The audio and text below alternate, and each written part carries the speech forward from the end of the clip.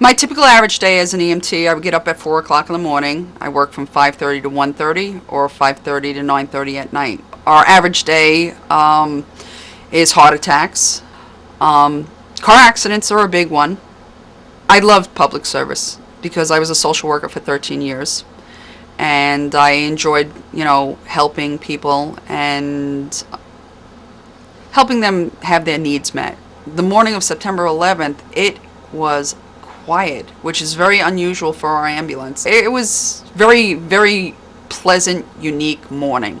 We got dispatched in at 8:54 to what they call a mass casualty incident, and the scene was nothing that I've ever encountered, especially, with being in the volunteer fire department. It looked worse than a war zone. And I've never seen, war or anything, but everything was just disheveled. Started going up West Side Highway at that point, and I ran over someone's left leg. The further we got up on West Side Highway, the more devastation we just saw. I mean, trees were on fire, cars were on fire, and the towers, both towers were on fire at that point. The captain came and told us we were going into the South Tower and get our equipment ready, and we ran across the street with body parts, people jumping, and the fire, and cars on fire, and stuff coming off the building. It was horrific because you didn't know if you were going to get hit by something coming off the building. You didn't know if you were going to get hit by a jumper. One of the things that I witnessed down there is seeing the foreface of a woman, and I knew it was a woman because she had makeup on her face, and the foreskin of the woman was just laying there.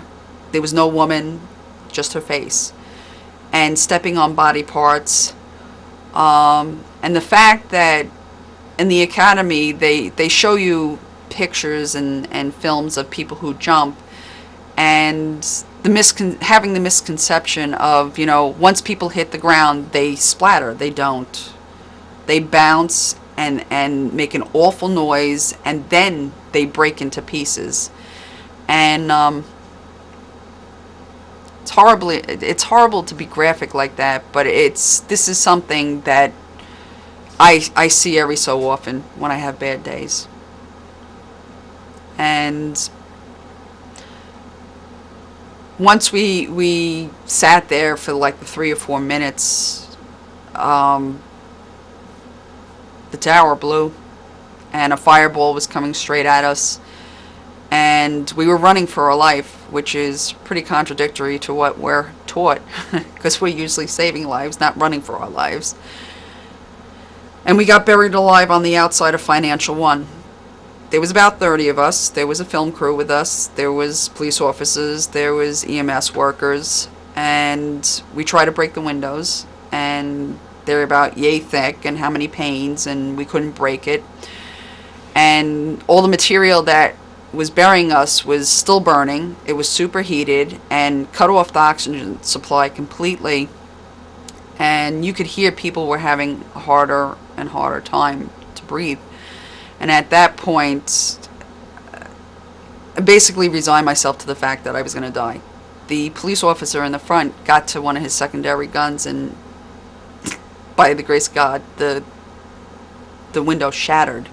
We went out the back end of Financial One, and as we were going up the road towards the North Tower, the ground started shaking, and I just looked up and I said, oh my God, here we go again.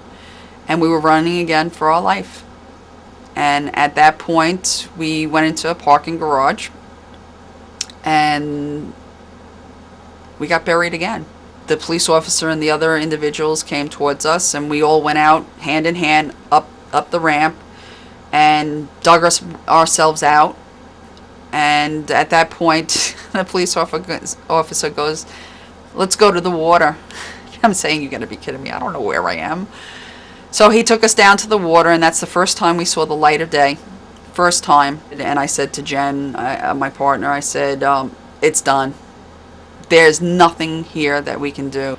And it sounds very selfish, But at that point, there was nothing we could do further.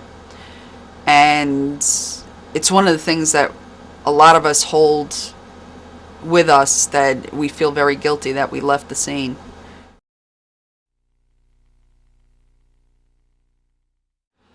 After 9/11, I did not sleep much. I just didn't want to fall asleep because I didn't feel safe. I would walk around the house to check the oven, to check the lights, to check if I smelled something. I would smell burning sensations throughout the house, and there was nothing here. Any sudden noise or something that was not familiar, I was ducking for cover. I went from, quote unquote, living a normal existence to now being afraid of everything and anything. I knew something drastically was wrong when I thought I was going crazy. I was seeing guys in the backyard with guns, and I wasn't drinking or drugging, but I saw guys in the backyard with guns. I would look out in the backyard and things were on fire. It's funny, I can laugh about it now. It wasn't funny at the time, because when I went into my therapist at that point and said, I'm going crazy, and she basically told me, no, you have post-traumatic stress really bad. Since I was diagnosed with the post-traumatic stress disorder, I can tell the different sirens and the urgency of the sirens of what's going on. I never had that before, and it can be pretty intrusive and take up a lot of time and space in my head. In the beginning, I was actually burying myself in a corner in my room, and I would always be the corner of the room because I know that's the strongest point in the house where the beams are. And it's pretty sad that here I am, 42 years old, and I'm running for cover, like a little kid being afraid of something. My biggest avoidance factor, especially with having post-traumatic stress disorder, is going into the city. I just dread going into the city. I have to prepare days ahead of time. I don't make it a habit of going into building that are really tall and going past the 14th floor, because 14 floors you can run down. After 14 you can't run down. I became practically agoraphobic. I didn't want to go out of the house. I didn't want to interact with anybody because nobody understood.